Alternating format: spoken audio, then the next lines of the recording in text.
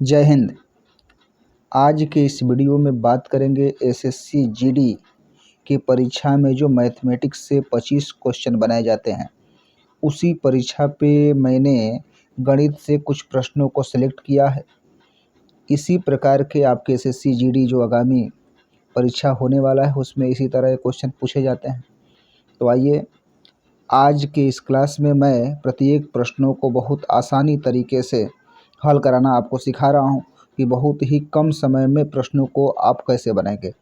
तो आपके स्क्रीन पे पहला क्वेश्चन दिख रहा होगा कि 150 रुपये ब्याज प्राप्त करने के लिए कितने रुपए को 6 महीने के लिए 4% ब्याज दर से साधारण ब्याज पर देना होगा।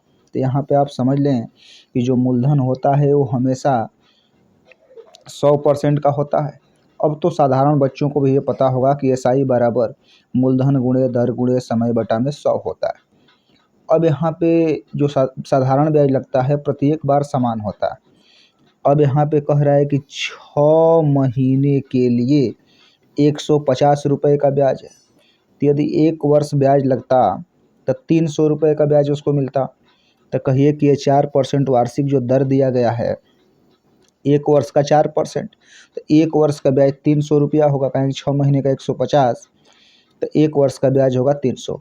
तो यहाँ पे हम लोग कह सकते हैं कि 4% बराबर 300, 1% बराबर कितना होगा, तो 4 से काट दीजिए, 4 एकम 4, 4 साते 28 और 4 पाँचे 20, तो 1% का नंबर हो गया 75। अब 100% ही मूलधन होता है, तो दोनों पक्षों में 100% से गुणा करा देंगे तो ये बनेगा 7500। तो इस क्वेश्चन का जो मूलधन निकला, राशि निकला, वो 7500 निकला। ऑप्शन नंबर 20 सही होगा। तो आप इस तरह क्वेश्चनों को डायरेक्ट बनाने का प्रयास करें। चलिए अगले नंबर क्वेश्चन को आप देखें। क्वेश्चन नंबर 2, कोई राशि साधारण ब्याज द्वारा किसी दर से 3 वर्ष में स्वयं की 7/6 गुना हो जाती है, तो ब्याज की वार्षिक दर ज्ञात कीजिए, कितना होगा ब्याज की वार्षिक दर। अब ब्याज की वार्षिक दर निकालना आपको पता है, और दर का सूत्र सभी बच्चों को ये मालूम होना ही चाहिए यदि कंपटीशन की तैयारी आप कर रहे हैं। तो यहाँ पे होता है एसआई इंटू 100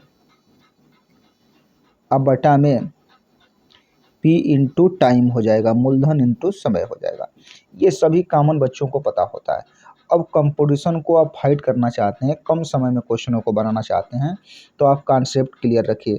कहिए कि यहाँ पे जो ये 6 दिया गया है ये मूलधन है, और यहाँ पे जो 7 है ये मिश्रधन है। तो एसआई बराबर सूत्र होता है मिश्रधन माइनस मूलधन। तो यहाँ से माइनस करेंगे तो जो एसआई इसका बनेगा वो 1 बनेगा। अब यहाँ पे क्वेश्चन को दर बताना चाहते हैं, तो कहिए कि 1 गुणते 100 अब बटा में मूलधन आपको 6 दिया हुआ है, समय यहाँ पे 3 दिया हुआ है, 3 रख दीजिए। हल कराइए इसको, 2 से काटेंगे तो 2 पाँचे 10 और 2 तिहाई 6, तो ये 50/9 हो गया। जब 50/9 हो गया तो 50 में 9 का भाग करेंगे, 9 पाँचे 45, 5 शेष बच रहा। तो इस प्रश्न का जो आंसर बनेगा वो ऑप्शन ए बनेगा, 5 सही, 5/9%। चलिए अगले क्वेश्चन को आप देखें।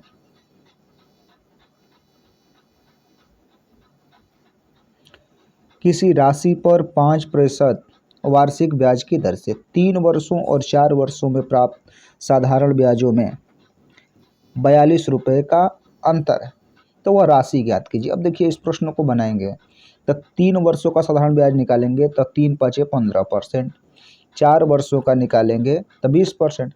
अब 15% 20% का जो अंतर होगा वो 5% होगा। तो यहाँ जो समयों का अंतर है उसी से 5% में गुणा करिए, तो कहिए कि अंतर बराबर अंतर, अर्थात ये 5% रिप्रेजेंट करेगा 42 को। अब यहाँ 1% का नंबर निकालेंगे तो ये हो जाएगा 42/5।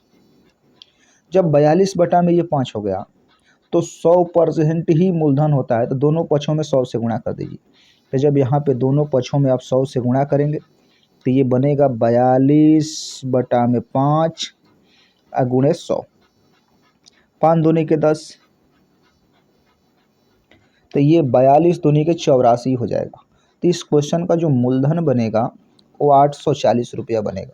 तो जो सही बनेगा वो 840 रुपया बनेगा। ये टॉपर अप्रोच के क्वेश्चन, मतलब टॉपर स्टूडेंट जो होते हैं इसी तरह से क्वेश्चनों को बहुत कम समय में 2-4 सेकंड में हल करके आगे बढ़ जाते हैं। चलिए आप अगले क्वेश्चन को देखें।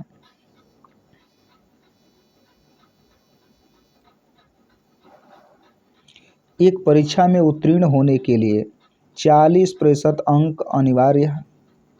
एक प्रतियोगी को 220 अंक प्राप्त करने होते हैं और वह 20 अंकों से फेल हो जाता है, असफल हो जाता है, तो परीक्षा में अधिकतम अंक कितने हैं? देखिए, किसी भी परीक्षा का जो अधिकतम अंक होता है वो अपने आप में 100% का होता है।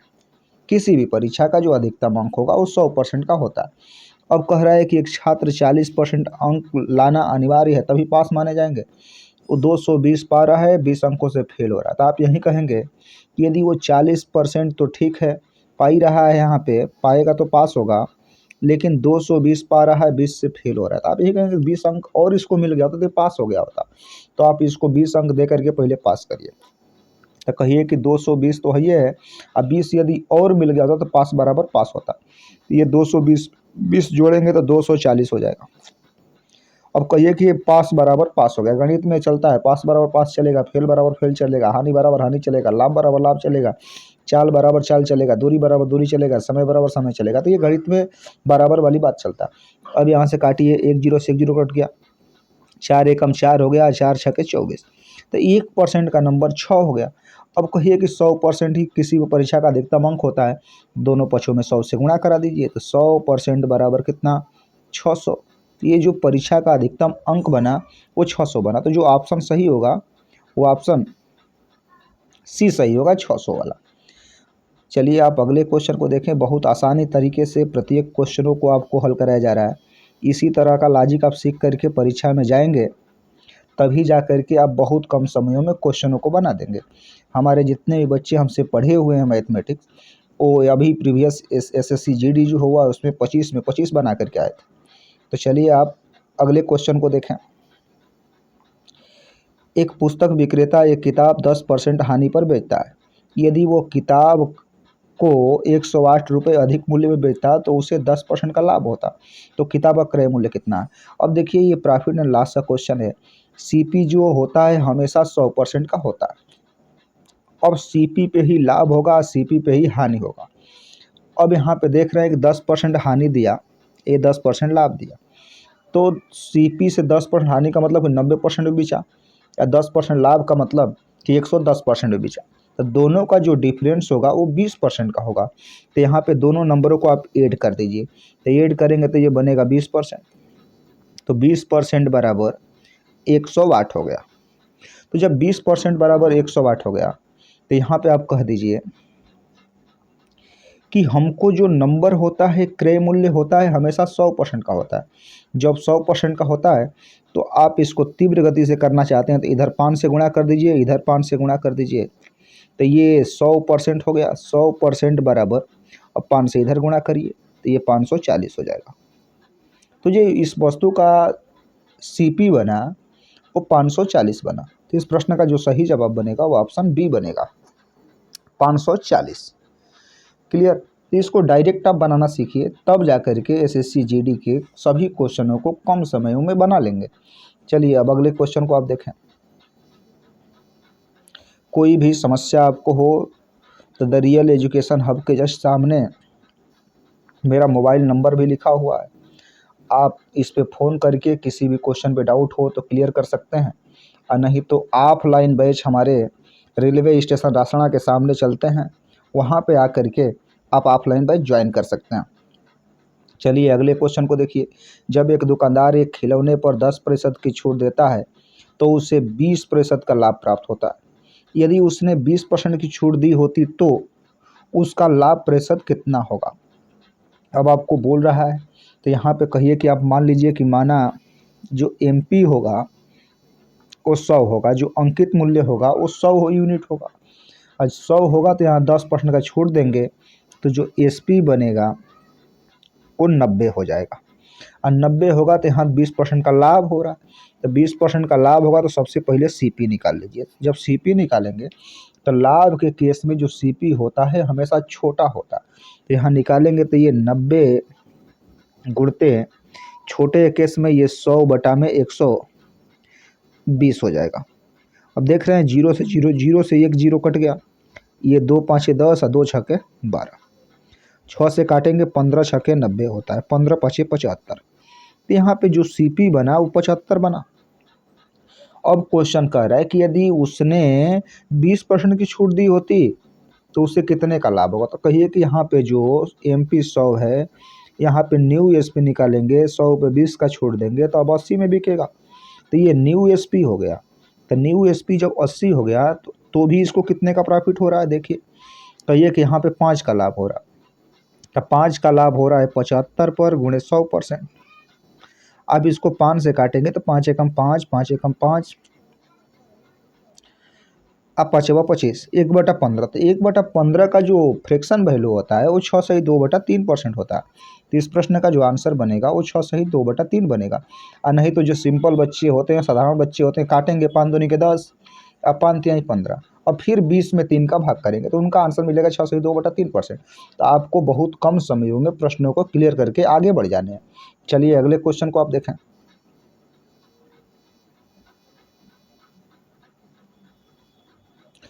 कोई धनराशि साधारण ब्याज से 5 वर्ष में 5,200 रुपया तथा वही धनराशि 7 वर्ष में 5,680 रुपया हो जाती है।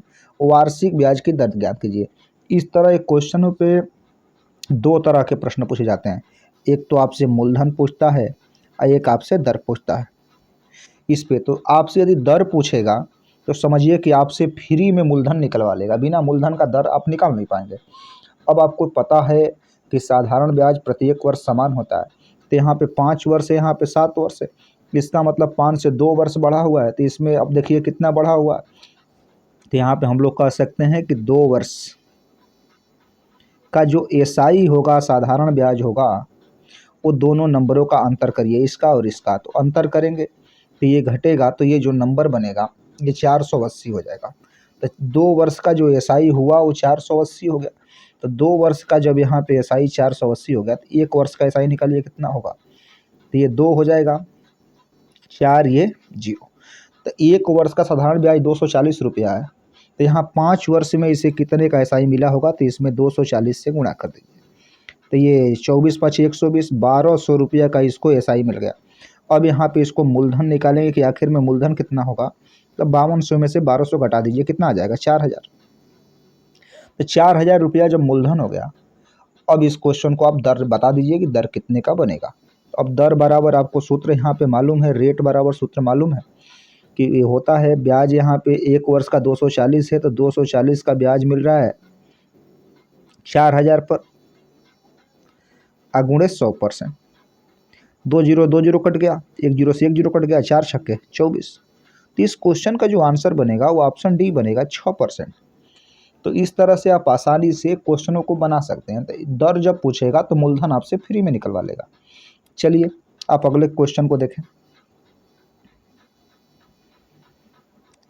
ये सभी क्वेश्चनों को मैं टेलीग्राम ग्रुप पे the real education hub YouTube channel का जो टेलीग्राम ग्रुप है वो the real maths with Kamlesh sir के नाम से है। उसमें यूट्यूब पे टेलीग्राम ग्रुप पे सर्च करेंगे तो ये सभी क्वेश्चनों का PDF मैं वहाँ सेंड कर दूंगा। आपको कुछ भी नहीं करना है, PDF वहाँ से आप ले लीजिएगा। अब ये क्वेश्चन देखिए, 2000 रुपये की धनराशि पर 2 वर्ष के लिए चक्रवृद्धि ब्याज क्या होगा यदि वार्षिक ब्याज दर पहले वर्ष के लिए 4% हो और दूसरे वर्ष के लिए 3% हो।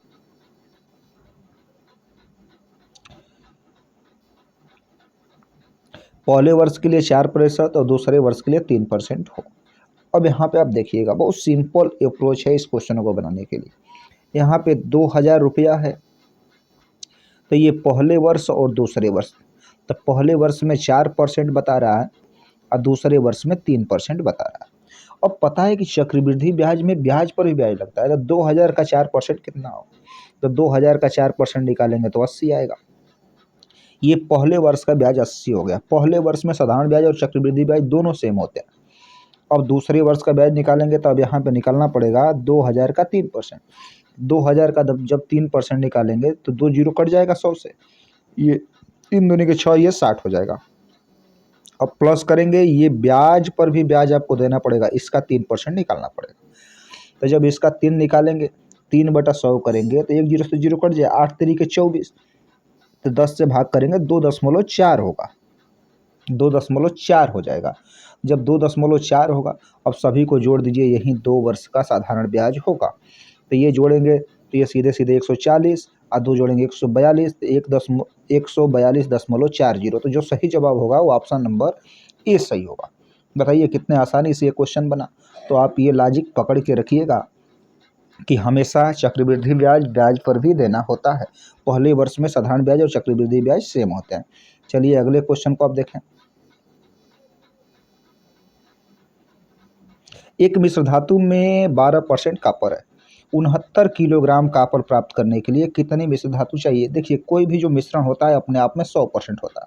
तो यहाँ पे आप कह सकते हैं कि 12% रिप्रेजेंट कर रहा है 69 kg को। तो 1% का वैल्यू जब निकालेंगे तो ये 69/12 आ जाएगा। अब 100% ही मिश्रधन होता है, मिश्र धातु होता है, तो इधर 100% से गुणा करिए, यहाँ भी 100 से गुणा करिए। अब आप देख रहे हैं कि 3 से काटेंगे, 3 दूनी के 6, तितली के 9, 3 चौके 12, 4 से ये काटेंगे 25 हो जाएगा। अब 25 दिए 75 को 5, 7, 25 दूनी 50 और 7 57।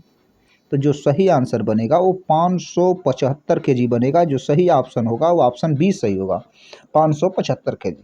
बस यही समझिए कि कोई भी मिश्रण जो होता है अपने में 100% होता है, तो उसमें कॉपर है 12% और 69 kg कॉपर प्राप्त करना है, अर्थात 12% बराबर 69। 1% का वैल्यू निकालिए, फिर 100% से गुणा करिए, आ जाएगा आंसर कितना मिश्रण होगा। चलिए अगले क्वेश्चन को देखें। ए और बी की साप्ताहिक आय का अनुपात 9:7 और खर्च का अनुपात 4:3 है। यदि प्रत्येक 200 रुपये की बचत करते हैं तो उनकी आय का योग कितना होगा? जब आय का योग पूछ रहा है तो यहाँ पे आय बराबर बचत प्लस खर्च होता है। अभी बचत बराबर निकालेंगे तो आय माइनस खर्च करना पड़ेगा, या खर्च बराबर निकालेंगे तो आय माइनस बचत करना पड़ेगा। तो ये मान लीजिए कि ये 9x कमाता होगा, ये 7x कमाता होगा। अनुपात का मतलब किसी से काट करके नंबर से छोटे बनाए गए हैं। तो यहाँ पे ये 9x ये बटा में 7x। अब इसमें ये 200 रुपये की बचत करता है, माइनस करिए 200 रुपया, यहाँ माइनस करिए 200 रुपया, बराबर ये नंबर बनेगा 4/3। अब ये खर्च बराबर खर्च हो गया। भाई आय ए का 9x है, तो जब 9x कमा के 200 बचत कर दिया तो बाकी खर्चा किया होगा, इसीलिए 9x में से 200 घटा दीजिए। अब इसको हल करिए तो ये 27x - 600 बराबर 28x - 4 दूनी के 800। अब इसको हल करेंगे तो इधर आएगा तो -x बराबर ये -200 हो जाएगा। अब ये माइनस से माइनस कट गया, x बराबर 200। तब 9x में 7x जोड़ेंगे तो ये हो जाएगा 16x। तो 16x x के जगह पे 200 रख दीजिए, तो 16 दूनी के 3200। तो इस प्रश्न का जो आंसर बनेगा वो 3200 बनेगा। यदि आपसे पूछेगा कि ए कितना कमाता है तो आप 9x में 200 को गुणा करिए, 1800 ए कमाता है। बी कितना कमाता है तो उस केस में आप 200 से गुणा करिए, 1400 कमाता है। और दोनों मिल के कितना कमाते हैं तो 1800 में 1400 जोड़ दीजिएगा तो आ जाएगा 32। तो जो सही जवाब होगा वो ऑप्शन बी सही होगा। तो इस प्रश्न का जो सही जवाब बनेगा वो ऑप्शन बी बनेगा। चलिए अगले क्वेश्चन को आप देखें। टाइम एंड वर्क से ये क्वेश्चन है। ये किसी कार्य का 1/2 भाग 5 दिनों में करता है। तो जब आधे काम को 5 दिन में कर रहा है तो पूरे काम को ये कितने दिन में करेगा? सिंपल बात है, 10 दिन में करेगा। 2 5 10। ये बी के बारे में बोल रहा है कि उसी कार्य को 3/5 भाग को 9 दिन में कर रहा है। तो भैया पूरे काम को कितने दिन में करेगा? तितली के 9, 3 5 15 दिन में करेगा। सी वाले का बोलेगा तो 2 चौके 8 और 4 3 12 दिन में करेगा। तो कन्फर्म हो गया कि ए किसी कार्य को 10 दिन में कर रहा है, बी उसी कार्य को 15 दिन में कर रहा है और सी अकेले उसी कार्य को 12 दिनों में कर रहा है। तीनों मिलके कितने दिन में करेंगे? अब इस क्वेश्चन को आप बना दीजिए। कहिए कि ए किसी कार्य को कर रहा है 10 दिन में, बी उसी कार्य को कर रहा है कितने दिन में? 15 दिन में, और सी कर रहा है कितने दिन में? 12 दिन में। अब एलसीएम लीजिए तो एलसीएम 60 आएगा। कुल काम 60 हो गया। अब क्षमता जरा निकालिए कि इनकी खाने की क्षमता कितनी है। तो ये 6 है, बी की क्षमता 4 है, 80 की जो क्षमता है वो 5 है। भैया तीनों नंबरों को जोड़ेंगे, ए प्लस बी प्लस सी मिलके करेंगे तो कितना खाएंगे एक दिन में? तो ये 15 खा रहे हैं। तो जब 15 खाएंगे तो 60 खाने में कितना समय लेंगे? तो 60 बटाएं 15, 15 चौके 60। तो जो इस क्वेश्चन का आंसर बनेगा वो 4 दिन बनेगा। इसका जो सही जवाब होगा वो 4 दिन होगा। यानी जो आंसर बना है आपका वो 4 दिन बना। ऑप्शन नंबर डी सही जवाब है इस क्वेश्चन का। चलिए अगले क्वेश्चन को आप देखें।